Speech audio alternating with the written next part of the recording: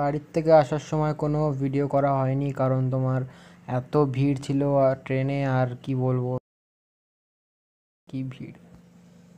তো ফাইনালি আমার যেটা ডেস্টিনেশন ছিল, যেখানে আমাদের ইভেন্ট হওয়ার কথা, ডিরোজিও মেমোরিয়াল কলেজ, সেখানে পৌঁছে গেছে অলরেডি। সামনে দেখতে পাচ্ছ ওই যে ডিরোজিও মেমোরিয়াল কলেজ। তো দেখা যাক, এখন আমরা অনেক আগে চলে এসেছি, 10:30টায় এন্ট্রি হবে, এখন বাজে হচ্ছে 10:45। দেখা যাক কখন এন্ট্রি নিই। আসতে এখানে বৃষ্টি পড়া স্টার্ট হয়ে গেছে। ভাগ্যিস মা আমাকে কালকে জোর করে ছাতা ঢুকিয়েছিল। আমি অনেকবার বলেছিলাম যে মা ছাতা নিয়ে কি করবো, ভাগ্যিস বলেছিল নিয়ে যা নিয়ে যা। চলে এসছি কেন দেখো, আর অনেক স্টুডেন্ট এসছে, অনেক, বাবা রে। চলো, সো আমরা এখন দেখতে পাচ্ছ ভিতরে চলে এসেছি ডিরোজিও মেমোরিয়াল কলেজে। পুরো বৃষ্টিতে কি অবস্থা। চলো ভিতরে আইডি কার্ড দেখিয়ে ঢুকি, তারপরে দেখি। সো ফাইনালি ভিতরে চলে এসেছি, এবার ওয়েট করার পালা, কতক্ষণ ওয়েট করি দেখা যাক। সো এখানে এসে আমার সোহিনী দিদির সাথে আলাপ হলো। তো এখানে আমি আর দিদি অনেকক্ষণ ধরে বসে থাকলাম, কতক্ষণ ওয়েট করলাম। তো এবার এতক্ষণ ওয়েট করার পর ফাইনালি এবার আসবে স্যার, আমাদের ইভেন্টের যে অর্গানাইজার এখন আসবে। চলো, এখানে স্যার আসতে না আসতেই ক্যামেরা, তারপরে এত ভিড় হয়ে গেছিলো যে মানে কি আর বলবো। আমার এরকম একটা সেলফিওয়ালা ভিডিও ছাড়া আর কিচ্ছু আপাতত হয়নি। হবে কি এখন যদি যে মাথায় ভাববে যে নাও হতে যেন, আমাকে অনেক প্রশ্ন করছিল স্যার আসতে কি হবে। আমি বললাম এই প্রশ্ন যদি মাথায় আসে আসতে কি হবে, একেবারেই আসছে 1% যদি এখন কারো ডাউট হয় যে এবার কি হবে, হবে না। আমি আগেই বলে দিচ্ছি, যদি 1% ডাউট থাকে হবে কি হবে না, তোকে ভাবতে হবে যে আমার হবে, এবং একটা হবা বা না হওয়া নিয়ন্ত্রণ ভেবে পুরো অন্যদিকে দিতে হবে। এটা হচ্ছে আমার আর সোহিনী দিদির একটা ফটো, যেটা ওয়েট করতে করতে তুলেছিলাম। এটা হচ্ছে আমার আর ফাল্গুনি ম্যামের একটা ফটো।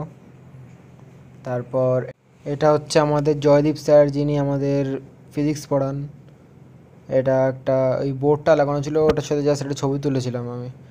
এটা হচ্ছে অর্ঘদীপ স্যারের মা আর বাবা। আর এটা হচ্ছে আমাদের সাথে একটা গ্রুপ ফটো স্যারের। আর এটা হচ্ছে আমাদের সৌমিক স্যার, যিনি আমাদের কেমিস্ট্রি পড়ান। সবার আসতে অসুবিধা হয়নি তো?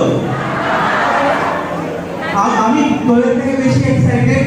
আমরা প্রথমবার দেখা হচ্ছে, আমার প্রচুর আমি সব নামে রেখেছি, এতদিন অনলাইনে দেখা হয়েছে, ভার্চুয়ালি দেখা হয়েছে।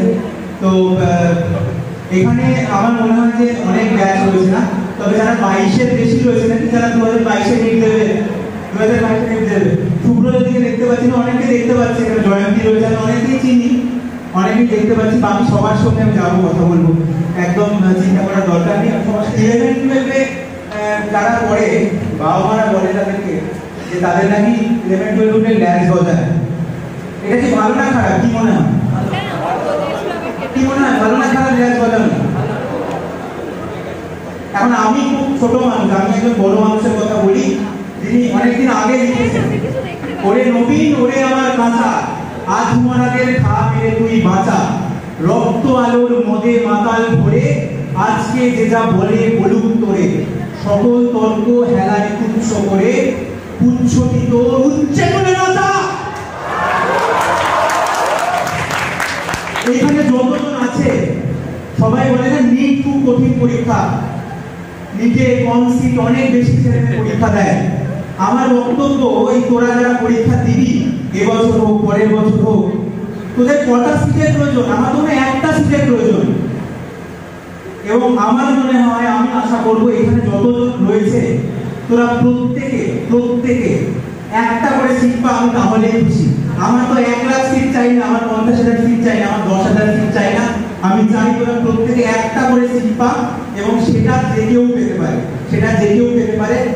নিট পরীক্ষাটা নিয়ে একটা হাইপ রয়েছে, নিট পরীক্ষাকে নিয়ে আমি বলি যে অনেক তোরাই বানাস, হয়তো রিলস বানাস না, ইংলিশের ছবি দিয়ে টেটো দিয়ে।